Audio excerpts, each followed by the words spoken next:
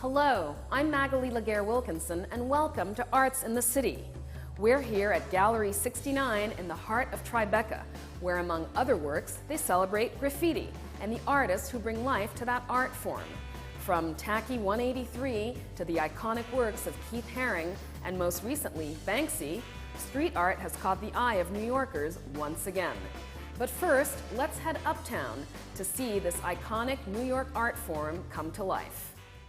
The newest exhibit here at the Museum of the City of New York is called City as Canvas, showcasing the expansive collection of 70s and 80s graffiti art amassed by artist and collector Martin Wong, a mentor to many of those budding artists. Charlie Ahern, the filmmaker of the iconic film Wild Style, about that era, talks about its unforgettable and often illegal beginnings. The city was bombed by 1971.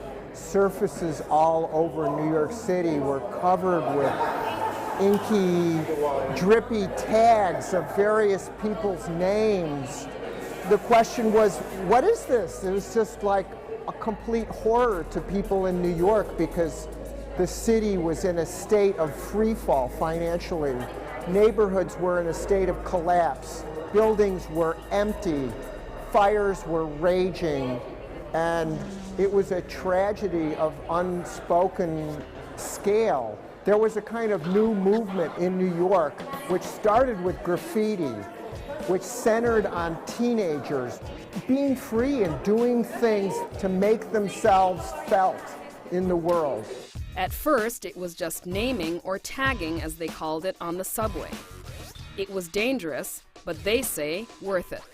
Lee Quinones, or Lee as he was called, started at 14. Oh, it's exhilarating. I mean, it's reconfirming yourself in a very, very loud, distracted environment. Lady Pink was 15, one of the few teenage girls who dared to do it. Well, when you see your name rolling by on a subway train, they're dirty, they're loud, they're gigantic. It comes rumbling into the train station, and there's your name in full living color. It's very addictive, empowering, the fame, the glory. Then it was not enough for these young people to write their names all over the surfaces of the subway. They had to create a style to stand out. Don't even use the term street art because these words were not introduced yet. For us, it was graffiti. It was really writing. We were writers. I mean, strangely enough, we probably couldn't even read very well, but we consider ourselves writers. You know, it's kind of a joke. But later, graffiti artists, because then trying to transition into, hey, we're a little more creative than that. This was the first of its kind. It had never been done to that scale and that kind of composition. Composed colors and all, and this was the first time that literally above ground, the artwork staked the flag of that we have arrived. If you look at over here, you can see this is a subway car from 1983, and this was a really traditional way that we painted our names on the sides of a train. These sketches were drawn out previously, and then, sit down and map out the color scheme, often choose these different characters to either put in the center to sort of augment the lettering. But then at a certain point, it was time to, build on that. Sharp developed his style into abstract lettering. Futura 2000 created a unique figurative style. Another emerging artist from that time with his own style was Days. I was really influenced by Mad Magazine, underground comics, and the music and culture of the early 1970s. These are highly personal works. They are coming from something very, very deeply either joyous or traumatic, real personal stories. The painting I have here titled The Death of Graffiti shows a little naked woman standing on a pile of spray paint, pointing to the subway trains, saying that graffiti will die soon. It will be over. This great thing that we have all loved for so long through the 70s and such will come to an end. And eventually the war was lost and the Transit Authority cleaned all the subway trains by 1989. Downtown art galleries had already encouraged these young artists to paint on canvas so they could be shown in their galleries. Artist Martin Wong also saw the promise of their work. He nurtured their art on canvas and collected the best of it. People in Europe began to know about this, and they thought of it as the new pop art from America. Like, you missed the last wave from New York City. That was pop art. Now it's too expensive. But you can afford a Lady Pink or a Days or a Lee Quinones. Teens from around the world also flocked to Ahern's movie Wild Style, starring Lee and Lady Pink and Henry Chalfant's Style Wars. They wanted to be cool too and express themselves through this new art form. Many of the artists who you see in this exhibit went on to global artistic and commercial fame. And ultimately, illegal or not, they affected the city. They changed the way the world looks, because trains are clean now. We don't see this work on trains anymore, but we see it everywhere else. We see it in graphic design and advertisements. It's all over. If you've ever wondered what goes on through an artist's mind as the brush hits the canvas, Lisa Beth Kovetz decided to find out for herself and gives us an inside look. What's inside an artist? Where does that desire to create come from? Painter Hans Broek invited us to his studio to give us just a little glimpse of what goes on when a person creates. You start painting out of a certain sense of wonder. You know, you have a piece of paper or a canvas, and then you put some paint on it with a certain color, and then something very magical happens. You know, it might be totally abstract, or it might have some sort of a figure in it, but it's just an adventure. The way you look when you paint, you're so concentrated, you're so focused on it. What is that feeling inside? Well, it's you have to judge what you just did, and sometimes you're just right, and sometimes you're just a little bit off, and you have to kind of adjust early on, because before you know it's becoming a big mess. What are you thinking as the brush hits the canvas? At that moment, I just don't think anything, I guess. All the thinking has happened before, or is going to start again afterwards. But the moment you apply paint, it's not really a rational process. It's more like it has to feel right. It has to feel like you're doing something that's going somewhere. But the actual moment that you hit the canvas with a brush, I don't think anything. I think it's more like a certain kind of feeling.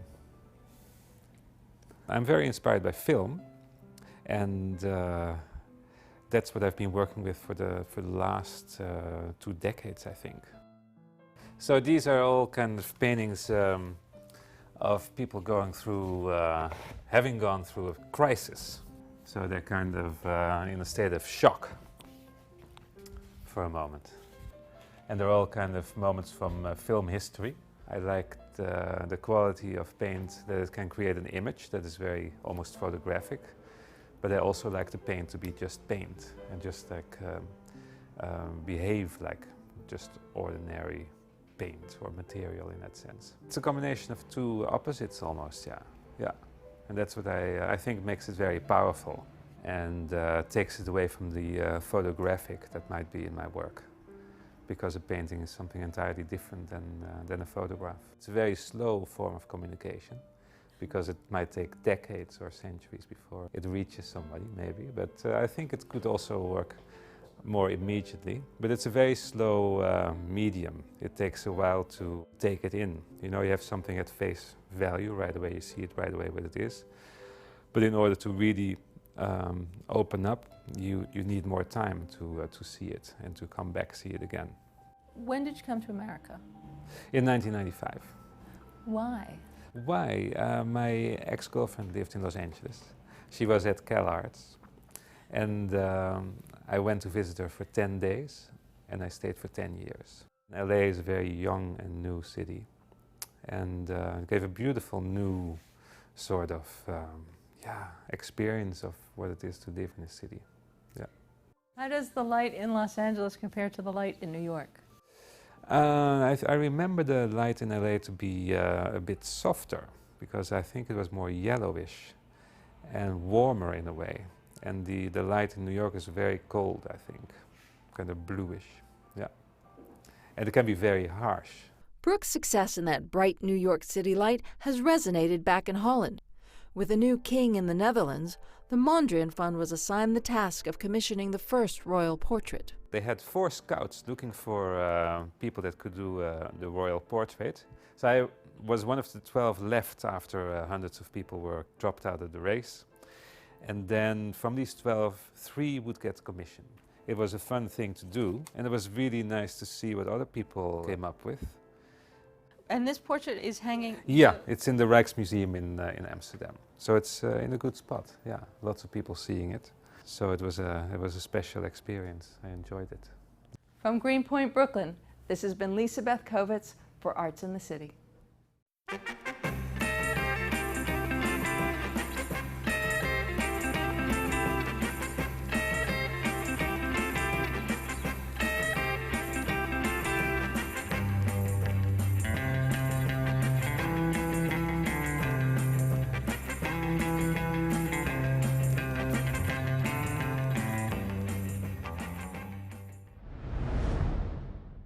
From the canvas to the stage, where other artists get to show off their craft.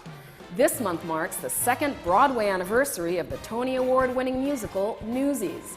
And as Pat Collins tells us, it is essential for these male stars to stay in top physical shape. I mean, it's just as hard, if not harder, than being on a football team, or at least you get to sit on the bench for a little bit. Or these boys are dancing nonstop, and we constructed it in a way that we told the boys, flat out, you're doing this 8 times a week, and I want you to maintain, and I want you to be able to be healthy through the run, and not have this be your first and last Broadway show. Choreographer Christopher Gattelli created all the right moves for Newsies. His work won the show one of its 4 Tony Awards. Newsies is based on the real-life newsboy strike of 1899, when poor and underpaid newsboys took on New York publishing giants Joseph Pulitzer and William Randolph Hearst. Chris found inventive ways to tell the David and Goliath-like story through dance. We went with the idea that, in the beginning, it's very free-form, it's very fun, it's all kids, dancing down the street. No one is doing anything the same. But by the time you get to the end of the act, you see them grow up before your eyes, literally. We make this army, and the movement becomes a little more militaristic, and they make fists and they dance more like men. In one cleverly choreographed number, the newsboys dance on wet newspapers. They're stomping and shredding their livelihood. By them stepping on the newspapers, that's their bread and butter. That's what they sell to make their living. So by them stepping on the newspapers and shredding them and ripping them and throwing them, that they're saying, look, we're willing to give this up. We're willing to just step all over our livelihood to make our point. Newsies famously flopped on the big screen in 1992, but the movie influenced boys with big Broadway ambitions. And I actually wrote into my future senior year of high school that I was going to leave school early to do Newsies, the musical, before I knew they were making it into a musical. So I had faith before I even knew it was a real possibility for it to go to Broadway. There were 1,400 guys that auditioned for our show at Paper Mill. And I was like, I wouldn't have even thought there were 1,400. That was so many that came in just for a regional production of this show. And I just thought that spoke volumes to the show itself. Ben Fankhauser is a Newsies veteran. He's been with the show since its initial production at the Paper Mill Playhouse. Once we started performing out in New Jersey, the ball kept rolling and rolling, and the fans basically called it to Broadway, and it happened so fast. And I was lucky enough to get a phone call from my agent maybe a month or 2 before we started rehearsals offering me the job. And that was like one of the best days of my life, getting that phone call. With all this physical energy on stage, it can get competitive. Yeah, you definitely have to push yourself, but at the same time still listen to your body, because if you don't, then it's like you could crash, or, you don't want anything bad to happen, so you just gotta listen to your body. When you're hungry, eat. When you're tired, sleep. As tiring as it is, it's just such a dream to come to work every day and be like, my legs kind of hurt, but you warm up and you're like, this is what I want to do for the rest of my life, so it's amazing to get to do it. At this point, I don't really get nervous anymore. It's more just excitement, because it's like all the boys together, so we have such a good time. So it is kind of like a sitting on the bench before a game with the guys. It is a team effort when a new newsie joins the cast. What's really excellent about our creative team, especially Chris Gattelli, is they cater to the strengths of each new cast member. So it's not like they have to hire someone and they have to fit exactly robotically what the person did. We come in and we rehearse with people for about 4 weeks, and the whole company does it, not just this one person. It's very special that way. For me, the dance in the show, we tried to make it represent something that is unspoken. You can only say words to a certain point, and then there are emotions inside you that you can't convey. And so we get to that point where they sing and they sing and they speak and they, strike, but they have to take that one step further and do it just physically and let it out in a way that only they could. The first road company of Newsies opens in Philadelphia in October. I'm Pat Collins for Arts in the City. An even longer-running show is the collaboration and friendship of playwright and actor Charles Busch and actress Julie Halston, together again on stage in The Tribute Artist. Donna Hanover dropped by the theater for a chat. Charles Busch and Julie Halston are two very gifted actors who often team up. We wanted to know why they have so much fun working together. Charles initially became well known as one of our preeminent female impersonators. Charles actually can do me in some ways better than I can do me. And a lot of times when we start a play, and when we first do a read-through or whatnot, he has to sort of tell me, he'll say, now, Julie, this is how I hear. Or Julie, we use her in the third person. This is how Julie Halston would do it. Their list of accomplishments is remarkable. The first big play that kind of put us on the map was a little play. It was called Vampire Lesbians of Sodom. And it was this nutty, campy little play. But it ran 5 years off Broadway. Over the years, they've done about 15 plays and movies together that Charles wrote, including Psycho Beach Party, Die Mommy Die, The Lady in Question, and Red Scare on Sunset. Charles is also well known for writing and starring in other plays, for his cabaret act, and for writing The Tale of the Allergist's Wife, which ran for 2 years on Broadway and earned a Tony nomination for Best Play. Julie has appeared in many plays, films, and TV shows, including Sex and the City as Bitsy Von Muffling.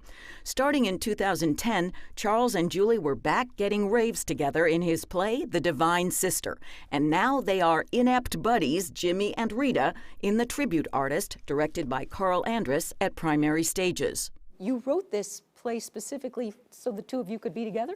Yeah, well, I always do that, actually. It's just fun hanging out together. So I write us a play so we get, because she's a busy lady, and she's married, and she's, has her charitable works, and so, so to get her alone, I got to write her a play.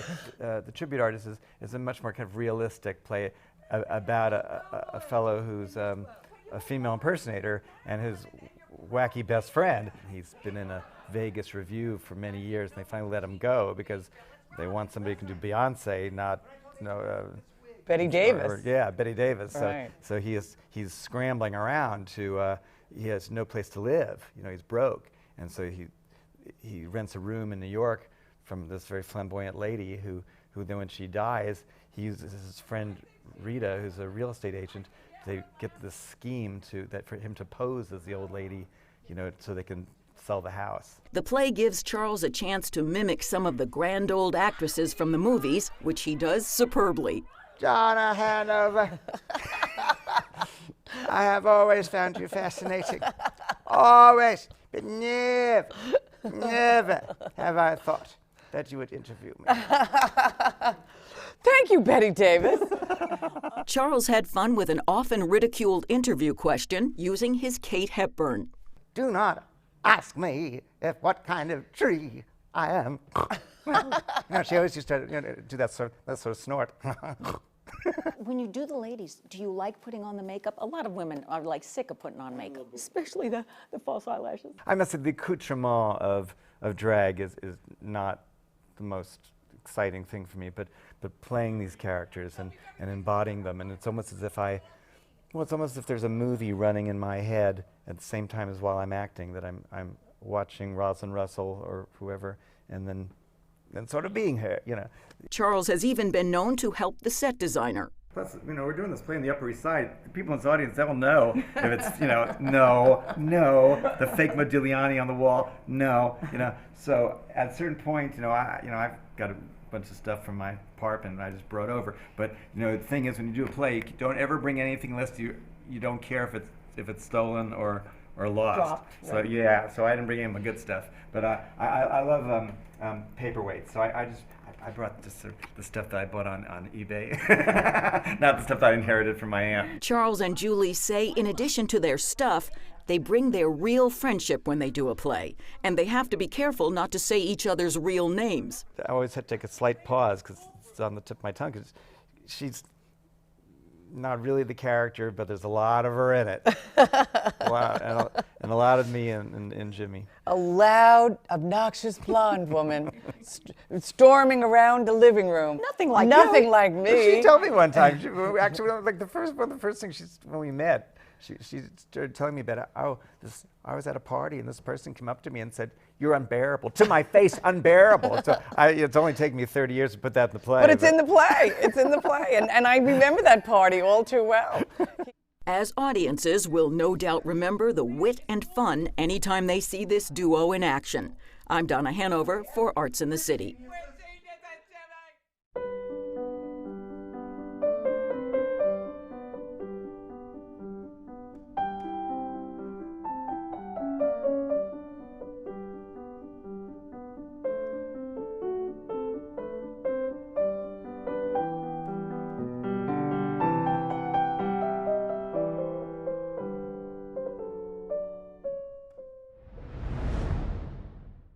Comedians sometimes have to deal with hecklers.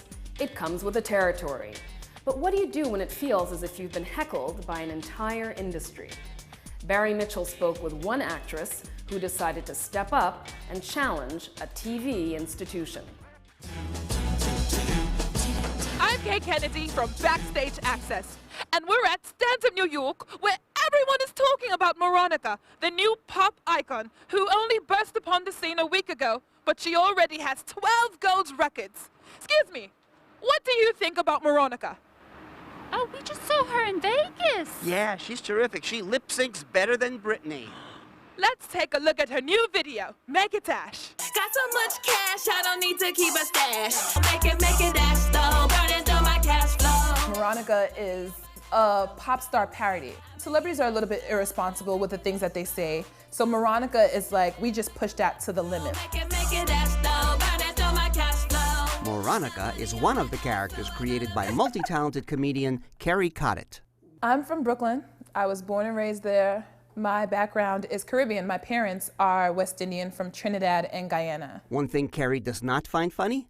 The scarcity of African-American sketch actresses on TV. I wrote an article speaking about SNL and the lack of diversity. For The Atlantic Online and a follow-up article for The Huffington Post. And I pointed out several things. One was that there needs to be diversity in the writer's room in order for anything to happen. And I also talked about the lack of quality roles available for Black actresses. Some say Kerry's articles were the kick in the butt SNL needed to hire more Black writers and actresses. More about that later. It's the Cottet Project. It's the Cottet Project. I started my own sketch comedy web series because I want to do my own thing with my own voice with a more diverse cast. Tired of spending hours just burning in the sun? Sizzle no more. It's Blackertone, a superior suntan lotion. When I wrote Blackertone, it was, what does it mean to be Black? What are people's perceptions of Blackness? 10 out of 10 women said not only did they look blacker, but they felt blacker. I just feel more confident. Kerry always knew she'd be an entertainer. I learned that I wanted to do comedy maybe at a pretty early age. I was always performing for my family members. I used to get in trouble for making fun of people, but that was the way I picked up different accents and dialects. And it would always get a laugh, and then I'd probably get in trouble after that because I'd make fun of my mom's friends. But role models were hard to come by. It was like Whoopi Goldberg and no one else. So I didn't know until I turned on YouTube. That's when I realized that there were so many other Black women doing characters that weren't stereotypical roles. They weren't just the loud, angry, ghetto Black woman. How about a loud, angry white woman? The gentleman that was behind the counter was very rude and very disrespectful. In what way? It's a weird thing for me to be able to talk like this because people are like, where's this girl from? Who are you? Are you Jewish? You're yelling and you're very aggressive already. I'm never gonna get a role where I can play a white lady from Long Island. So I was like, let's prank call people. Real life. I need you to admit that you're wrong. Animating it just made sense, and she got to have a life of her own and not be bogged down by my blackness. Shut up right now. Carrie thought her op-ed pieces calling out Saturday Night Live for its lack of diversity would go unnoticed. Boy, was I wrong. The punchline is Carrie was one of a select group invited to audition for Saturday Night Live executive producer Lorne Michaels. I doubt if they knew that I had written this article when they called me in. I show up at the audition, there were 10 women there, and I was the last to go out. And I had my purse in my hand, and I said, they told me I could leave my stuff backstage, but did you see how many black women they had back there? Got a big laugh. I thought so, because you just have to call it out. You make fun of stereotypes. It's the way that you do it. And earlier this year, SNL did hire 3 African-American women, a new cast member, and 2 writers. Does Carrie take credit? Yes, I do. I'm very ambitious. I'm happy about the journey, and I'll just see who likes me and who shows up to fill up these seats. K-E-R-R-Y, doing sketch comedy, and I'm not a white guy. That's our show for today. For more information on any of our stories, you can log on to CUNY.tv. I'm Magali Laguerre-Wilkinson for Arts in the City.